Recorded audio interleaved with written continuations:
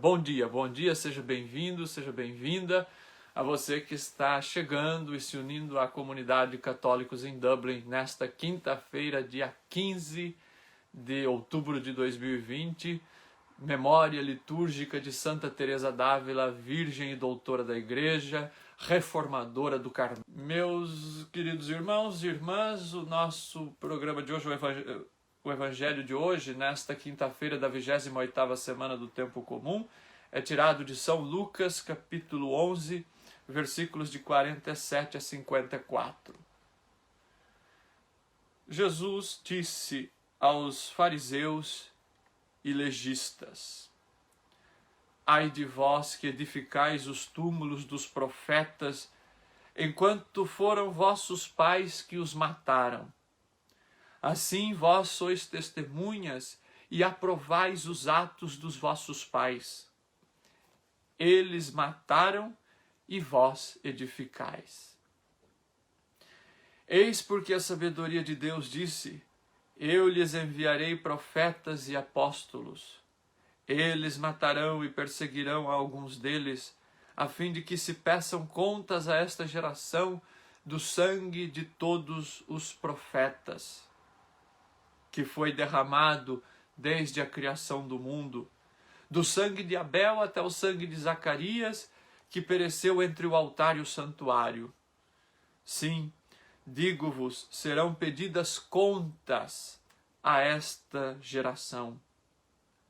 Ai de vós, legistas, porque tomastes a chave da ciência. Vós mesmos não entrastes e impedistes os que queriam entrar. Quando ele saiu de lá, os escribas e os fariseus começaram a persegui-lo terrivelmente e a cercá-lo de interrogatórios a respeito de muitas coisas, armando-lhe ciladas para surpreenderem uma palavra de sua boca. Palavra da salvação, glória a vós, Senhor. Meus queridos irmãos e irmãs ligados na comunidade Católicos em Dublin, queridos amigos e amigas, o Evangelho desta quinta-feira nos apresenta mais uma vez o confronto de Nosso Senhor com os escribas, com os fariseus, com os doutores da lei. Durante esta semana nós estamos lendo o capítulo 11 de Lucas. O capítulo 11 de Lucas faz parte da caminhada, da subida de Jesus rumo a Jerusalém. É o caminho que Jesus vai percorrendo e que São Lucas organiza dessa forma no seu Evangelho, levando Jesus ao cume da sua missão, que é justamente de dar a sua vida, de ser morto na cruz. E nesta caminhada a Jerusalém nós vamos compreendendo, através da narrativa de Lucas, aquilo que vai motivar esta morte de Jesus. O Evangelho de hoje deixa isto muito bem claro, assim como os trechos que nós lemos na liturgia nos últimos dias. Se vocês pegarem o comecinho o comecinho da perícope, o versículo 37, por exemplo, Jesus foi almoçar na casa de um fariseu que o criticou porque ele não seguia os ritos de purificação que os judeus seguiam. E Jesus aí já começa a dar algumas correções àquele fariseu, dizendo: olha, de que adianta lavar os pratos e os copos se o interior de vocês é podre, se o interior de vocês está sujo? De que adiantam os ritos externos se o coração de vocês não bate na mesma sintonia do coração de Deus? Jesus ainda vai dizer: vocês pagam o dízimo da hortelã, do cominho, de não sei mais o quê, mas no coração de vocês não há amor. A justiça de vocês não é a justiça da misericórdia. De que adianta De que adianta você pagar o dízimo? De que adianta você cumprir os rituais se não for capaz de amar? Os rituais, Jesus diz, eles devem estar a serviço do amor, a serviço da vida. O ritual é aquilo que deve ir nos moldando para amar mais, para nos comprometer mais com a vida das pessoas. E não para nos aprisionar, e não para nos isolar dos outros, com medo de nos contaminar com os eventuais pecados das pessoas, com a eventual sujeira que possa estar ali colada na boca do copo ou na borda do prato. Jesus ainda, no evangelho de ontem, ele vai dizer igualmente, ai de vós. Ele vai usar esta expressão, ai de vós. São Lucas, ele faz contraposições. Ele coloca, por exemplo, as bem-aventuranças, assim como São Mateus, mas depois das bem-aventuranças, ele coloca os ais.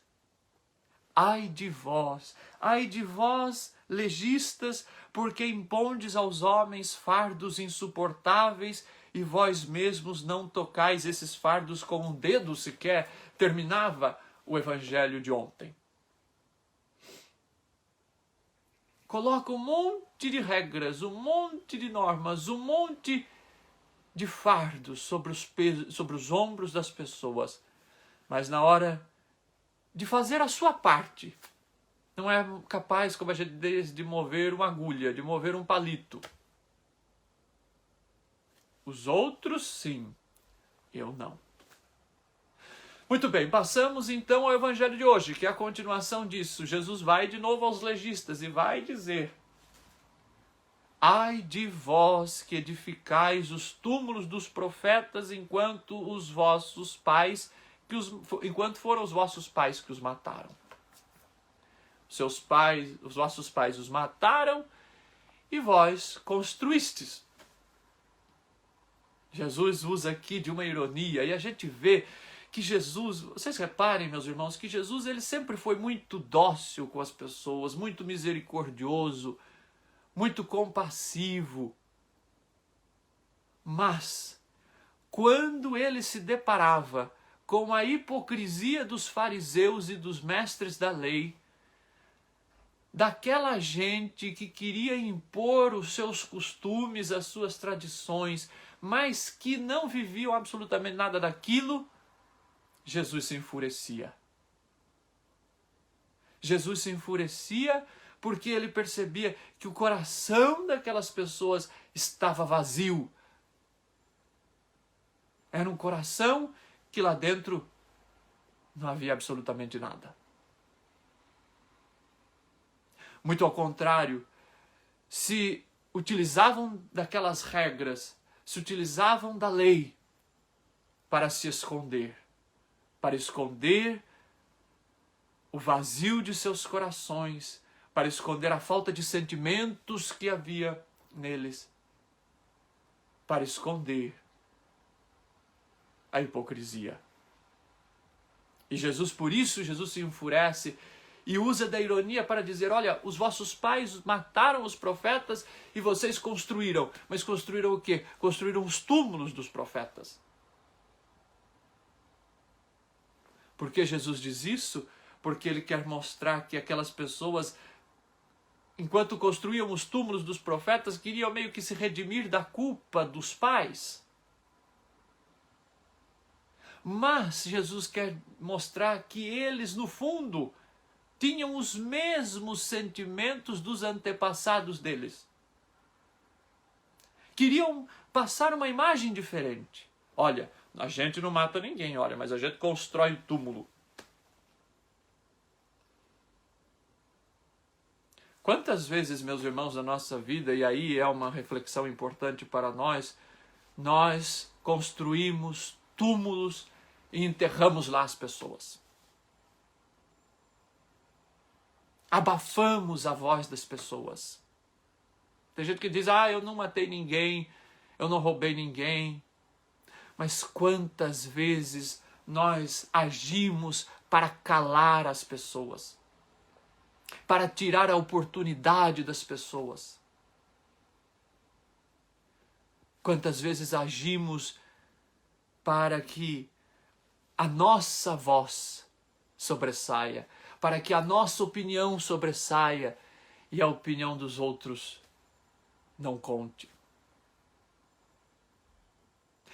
Esta é uma reflexão importante que precisamos fazer no dia de hoje, quando a liturgia nos apresenta este Evangelho de Jesus, questionando os mestres e doutores da lei. Porque nós corremos esse risco. Nós não gostamos do que pensa diferente de nós. Este é um risco. Quem de nós gosta de opiniões contrárias? Nenhum de nós. Quando nós nos deparamos com opiniões contrárias, com críticas, nós temos essa tendência de querer calar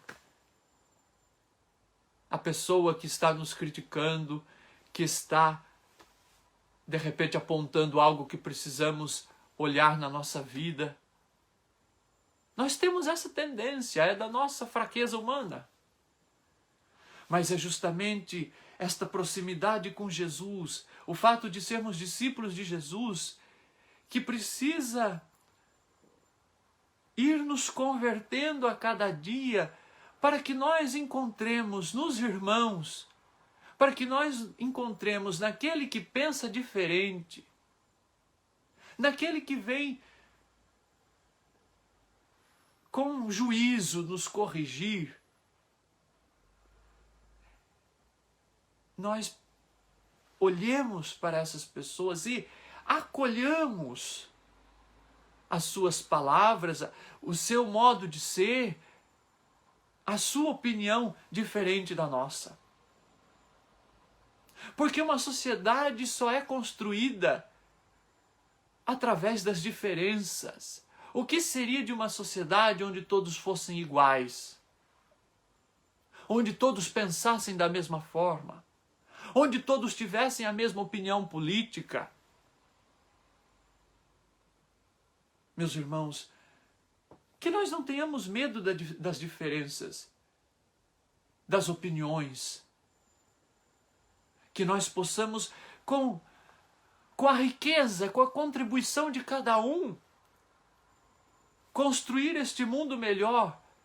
Este mundo onde, como diz a nova encíclica do Papa Francisco, sejamos todos irmãos. Este mundo onde construamos pontes e não muros. Onde nos interliguemos uns aos outros e não nos separemos. Este é um ponto importante para pensarmos. Mas Jesus denuncia que aqueles mestres da lei queriam matar os profetas, queriam matar os apóstolos. Por quê? Porque os profetas e os apóstolos estavam denunciando a hipocrisia deles. O falso moralismo. Não há nada mais feio do que o falso moralismo. Do que você querer que os outros façam aquilo que você não faz.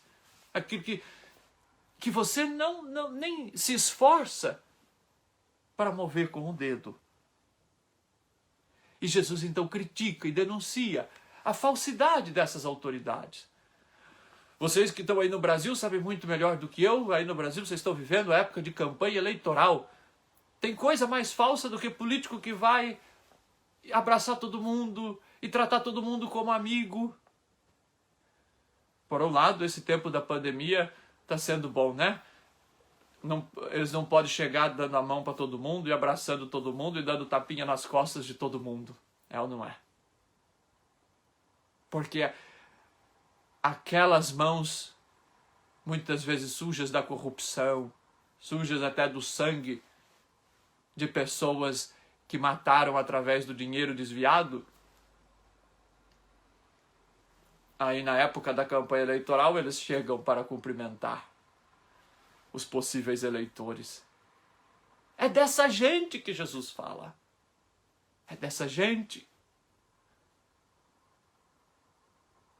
Daqueles que procuram tirar vantagem da boa-fé das pessoas.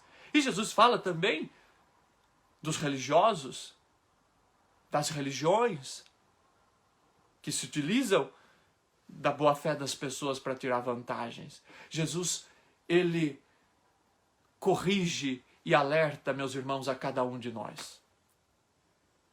As palavras do Evangelho, elas não esquivam nenhum de nós. Todos nós podemos nos enxergar de um modo ou de outro quando Jesus diz: ai de vós. Ai de mim, ai de cada um.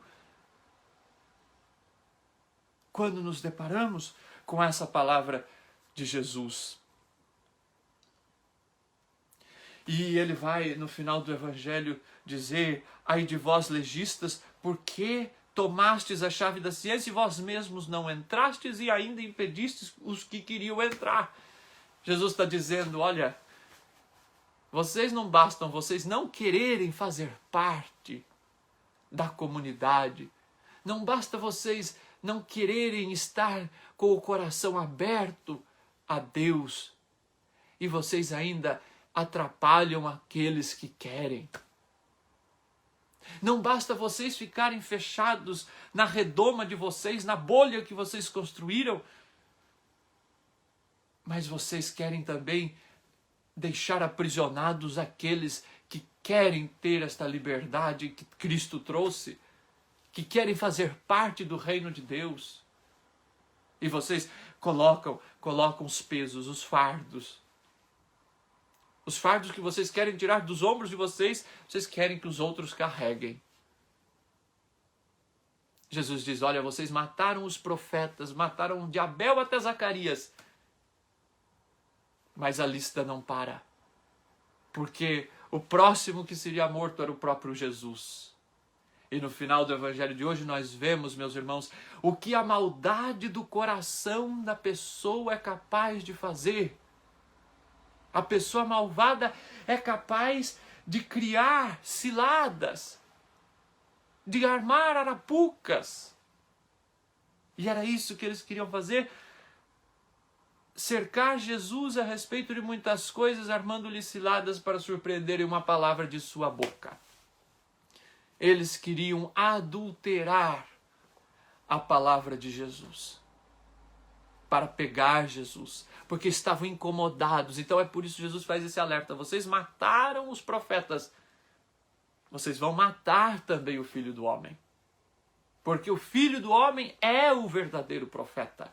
Ele é o profeta por excelência. Ele é mais do que o profeta.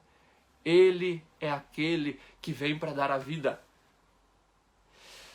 E aí a carta de São Paulo aos Efésios, a primeira leitura de hoje, que é o início da carta aos Efésios, que é lindo, que é aquele hino que São Paulo escreve louvando e bendizendo a Deus por tudo aquilo que criou.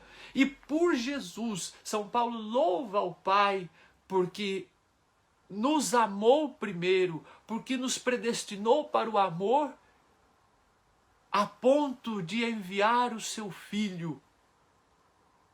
O seu Filho que revela quem é Deus. O seu Filho que revela que o que conta é o amor, que o que conta é a misericórdia. E é assim que Jesus nos revela, meus irmãos, quem é o Pai. O Pai é aquele que ama desde o princípio, desde o início do mundo. E é por isso que Jesus alerta os fariseus e os doutores da lei, e alerta também a mim e a você, que de nada adiantam os ritos exteriores, de nada adianta nós construirmos túmulos, se for para cultivar um coração oco, se for para cultivar um coração onde na verdade não se cultiva nada a não ser maldade. Meus irmãos, nós vivemos em um mundo violento, nós vivemos em um mundo de preconceitos, de juízos. Ou como a gente diz nas redes sociais, nós vivemos em um mundo de lacração. E não há nada mais anti-evangélico do que a lacração das redes sociais, onde as pessoas querem destruir as outras por palavras, muitas vezes por calúnias, por fake news, por mentiras.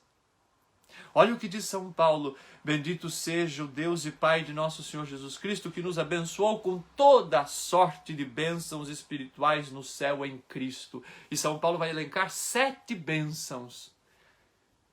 Nele nos escolheu antes da fundação do mundo para sermos santos e irrepreensíveis diante dele no amor. Desde a fundação antes da fundação do mundo, o Pai nos escolheu para sermos santos diante dele no amor. Mas que santidade é essa? Santidade significa separação.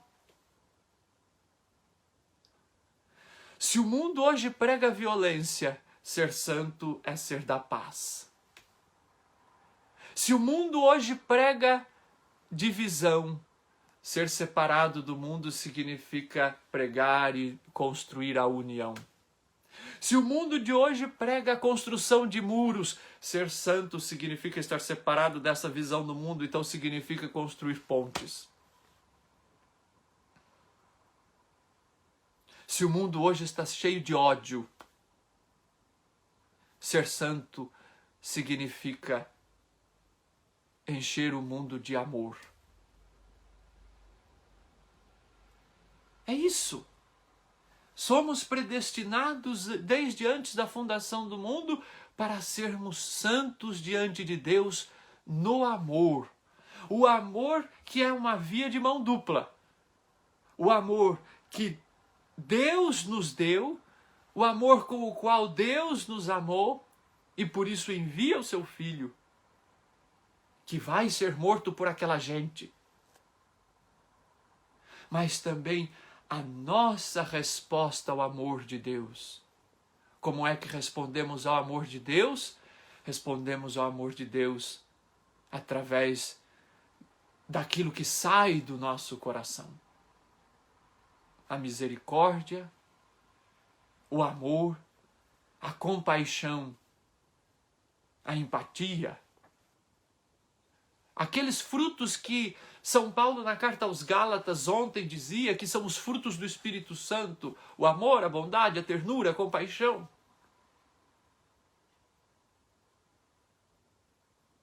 Em contraposição às paixões desordenadas, à calúnia, à mentira, ao ódio, às brigas, à mentira. São os frutos do Espírito, são os frutos que Jesus veio através da sua vida nos dar, com a graça do Espírito Santo. Ele nos predestinou para sermos seus filhos adotivos por Jesus Cristo, conforme o beneplácito da sua vontade, para o louvor e para a glória da sua graça, com a qual ele nos agraciou no amado.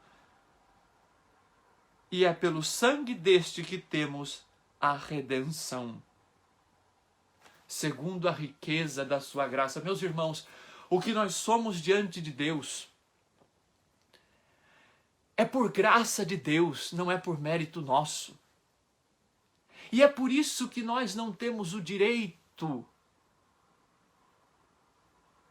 de destruir o outro, de julgar o outro, de rotular o outro. Porque a santidade que Deus nos dá, ela é dada por Deus. Ela é graça de Deus, não é obra minha, não é mérito meu. A busca da santidade é um dom de Deus que nós precisamos pedir a cada dia e do qual nós não podemos nos orgulhar. Ao contrário, nós precisamos encarar com humildade, com gratidão a Deus porque nos olha com misericórdia e com bondade, e que apesar das nossas limitações, apesar das nossas misérias, apesar das nossas fraquezas, Ele nos presenteia por amor, por beneplácito da sua vontade, como São Paulo diz aqui. E é assim, e aí eu vou concluindo, que nosso Senhor vai nos moldando. E é assim que Ele vai nos estimulando a melhorar sempre. E é assim que Ele vai nos instruindo, como Jesus instruiu os fariseus, os mestres da lei, e instrui também a nós. Oxalá, meus irmãos, nós não sejamos cabeças duras como aqueles em Israel, que ao invés de abrir o coração, de buscar a conversão, de buscar a mudança de mentalidade, eles quiseram o quê? Matar os profetas, matar os evangelistas, matar o próprio Jesus. Eu termino citando Santa Teresa d'Ávila. Eu termino com uma frase maravilhosa que está no ofício das leituras da liturgia das horas de hoje, nesta memória de Santa Teresa, que vendo o Carmelo com muitas riquezas, muito afastado do sentido original, ela propõe uma reforma, uma vida mais austera, mais simples, mais pobre dentro do Carmelo, e ela vai sair pela Espanha reformando os Carmelos. Santa Teresa diz o que mais, no livro da vida, ela vai dizer, o que mais queremos do que ter ao nosso lado tão bom amigo que não nos deixará nos trabalhos e nas tribulações como fazem os amigos deste mundo. Olha que sabedoria desta mulher.